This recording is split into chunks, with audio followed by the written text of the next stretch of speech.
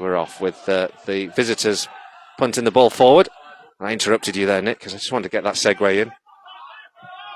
With Guiseley collecting the ball down the left-hand side. Right, Alge forward. It was funny, he started the season not quite first choice, didn't he? And he just looks an absolute pro. He's always had that sort of gliding thing, that effortless thing. Oh, now Bamber Bridge have got the ball over the top here. Great recovery tackle, though. Around the edge of the penalty area. 2 inside the 6-yard box, 1 on the edge of the 6-yard box, and they go short to Danny Edwards. Ball crossed in.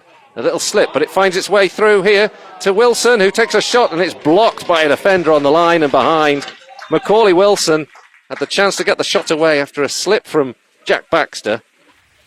Headed away once more. Liam Brockbank is robbed by Afwapi, who takes the opportunity to sprint towards the edge of the goal. The goalkeeper's off his line if he can chip him, but he couldn't get the height, and it's well blocked by James Pradich. Bentley out to the right-hand side, and Brown plays it infield to Ackroyd. Good touch from Ackroyd. Plays a nice ball into the box, finds Will Longbottom. Edge of the area, Longbottom with a shot, hits the crossbar. Super effort there from Will Longbottom. Lefudu in the penalty area, he gets another one away, but that's one straight at Pradich. Brilliant play there from the Lions, and Will Longbottom, who scored that goal against Bamber Bridge earlier this season, and won the 3 points with that last-minute free kick. Well, he almost gave the Lions the advantage here. His strike hitting the crossbar. 12 minutes gone, it's still Guiseley 0, Bamber Bridge 0.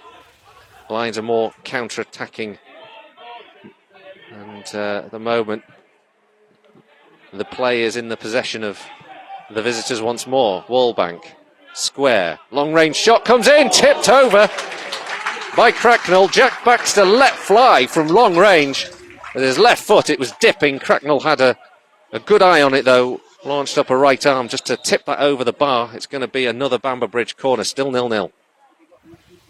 Ackroyd, crossfield ball, chested down well by Brown. Lefudu and Brown combine. Brown charging down the right-hand side. First time ball into the box. Slight stumble from the defender. Shot from Afwapi, but he's missed the target. Just goes wide of the left upright and behind. Bright moment there for the Lions. Good combination between Brown and Lefudu. And Afwapi almost on hand to capitalise on the error in the Bamber Bridge defence. But still scores a level 0-0, 26 minutes gone.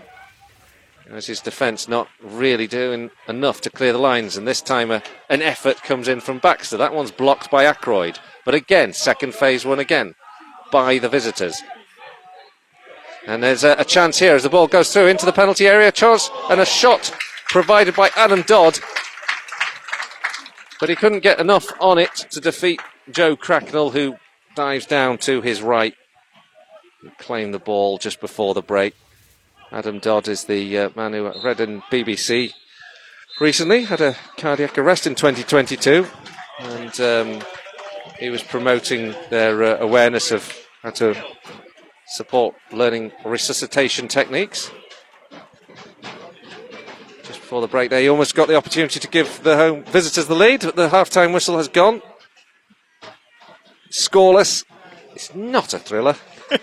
Half-time, Guiseley 0, Bamber Bridge 0.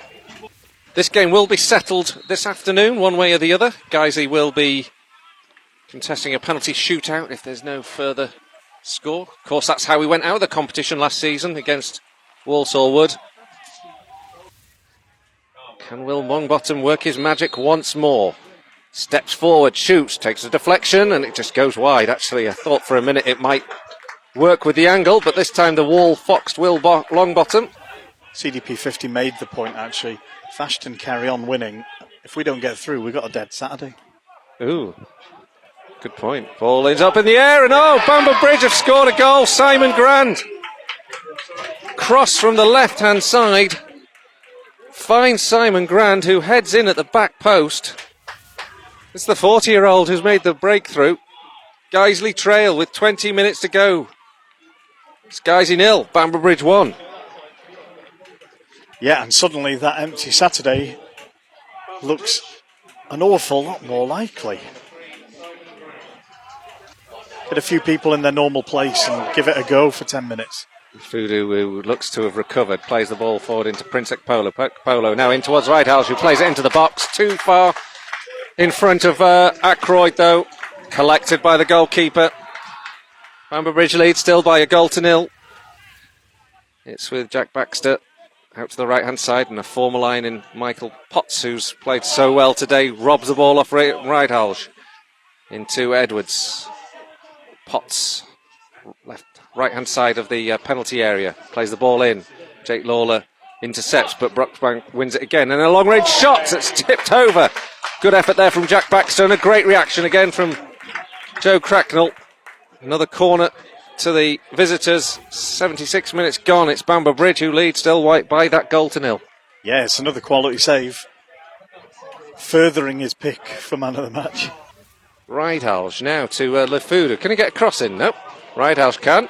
Shapes. Puts the ball into the box. It's a good one. Oh, it's just headed away before Ollie Brown might have got his second career goal at the back post. 8 minutes to go. You can't find a use for him in a situation like this, and he's not even warming up. Now the ball's over the top. Ackroyd has got in behind the defender and the goalkeeper, but he can't control the ball. It's kept in play, and then he's blocked and it's cleared. It was a good ball over the top, and Ackroyd anticipated it well, got past the defender, got past the goalkeeper, but the ball was running at pace away. And in the end, it's gone behind, but it will be a Guiseley corner. Equalise or bust for the Lions now. Everyone in here for the corner. This one goes up, it's flicked on. Oh, just across the face of goal. A flick on that just evades everyone and the upright and behind, and the referee opts not to add the extra time on. So the game is done. Guiseley lose at home in the FA Trophy by 1-0. It was the veteran Simon Grand who scored the only goal of the game in what could be described as anything but a thriller. 460 have seen it today. It's finished. Guiseley 0, Bamber Bridge 1. Mark, a very disappointing result today. I mean, how far do you think we were below par, and how far they came and did a good job on us?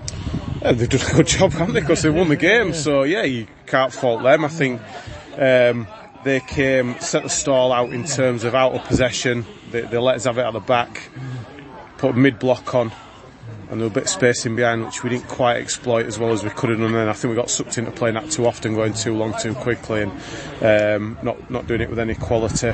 Having said that, first half we've had a one-on-one, good chance edge of the box, a bit of crossbar as well. Chances created. We've actually probably been slightly the better team over the course of the 90 minutes, but yeah, they took their chance and we didn't take ours. But a little bit of a leggy performance from us. I think they've not had a game midweek, and I don't think they've got the number of injuries that we've got either. So yeah, difficult one today. Difficult one, I think, after the two really, really good performances and two really, really good results. We've had to make a couple more changes again today, and it just a little bit of a flat performance. Just couldn't quite get going and lacked that little bit of quality in the final third.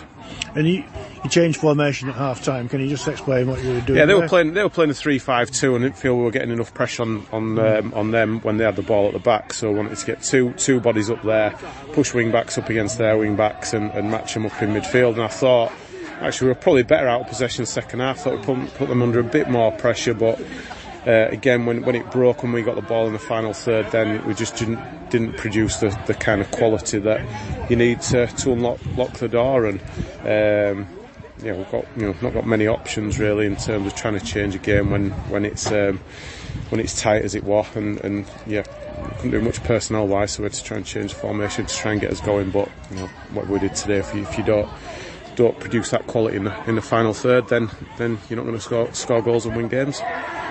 We didn't have many chances, but we had one right in the last minute from a corner, didn't we? And, yeah, Brownie's header, free header, and you thought we were in from where we were, and it just went past the post. But you can say it the other way, can't you? I can't remember Crackers having to do anything other than the goal. First half were probably the occasions where we had the opportunities to get in front. I think if you get in front in the game, then that pulls them out a little bit and draws them onto you, and we maybe makes it a little bit easier for you. But not to be today. We've tried our best with the injuries that we've got to look after the squad. Obviously, prioritise maybe the FA Cup game next week and the league games after that, just to make sure we've got the sort of bodies in the areas that we desperately need. So yeah, we took a little bit of a chance today, and it's not quite come off. So I've got to hold my hands up on that one today. Just spoken briefly to Bosch, and he thought we had a decent shot for a penalty.